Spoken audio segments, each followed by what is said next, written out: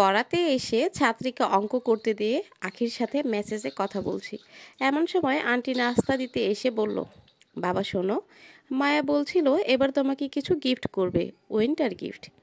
মায়াকে সেই ক্লাস 9 থেকে পড়াই, 3 বছরে একটা কলম পর্যন্ত গিফট পেলাম না, সে মেয়ে আজ আমাকে গিফট দিবে। কি অদ্ভুত তাই না?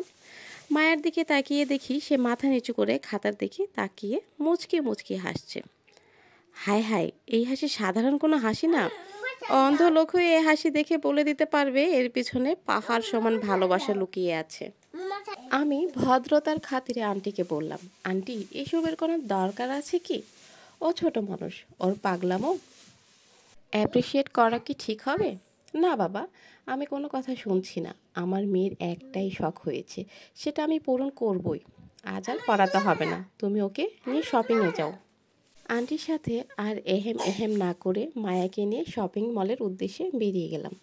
যদিও গিফট নিতে আমার মন সায় দিচ্ছে না, তবু মেয়েটা ভালোবেসে দিতে চাইছে, না নিলে হয়তো রাগ করবে, তাই নিলাম।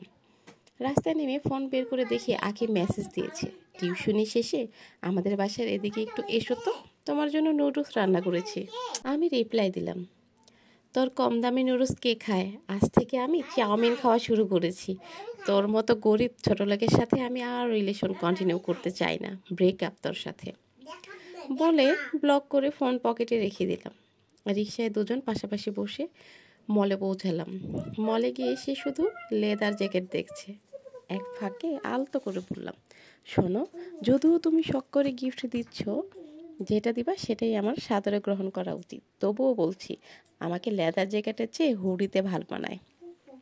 যাদের বডি ফিট তাদের লেদার জ্যাকেটে ভালো মানায়।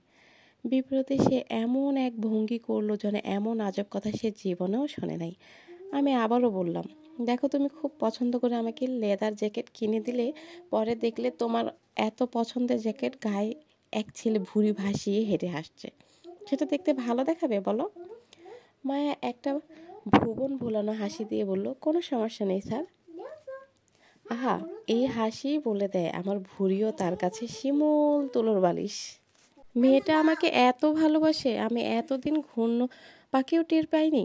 সত্যিকারের মায়া আমার চোখের সামনেই ছিল, অথচ আমি এতদিন মিথ্যে মরিচিকের পেছনে ছুটেছি। মায়ের পছন্দ আছে বলতে হবে। এত সুন্দর একটা লেদার জ্যাকেট কিনলো আমার জন্য, বলার মতো না। আমার খুব পছন্দ হলো। এইরকম জ্যাকেট পরে আজীবন মায়ের সামনে ভুঁড়ি ভাসিয়ে দাঁড়িয়ে থাকতেও আমার কোনো আপত্তি নেই। কেনাকাটা শেষ, আমরা একটা রেস্টুরেন্টের সামনে এসে দাঁড়িয়েছি। দূর থেকে একটা ছেলেকে আমাদের দিকে আসতে দেখলাম। বেশ হ্যান্ডসাম, আর দেখেই বোঝা যায় জিম করে ফিট বডি। আমাদের সামনে এসেই দাঁড়াতে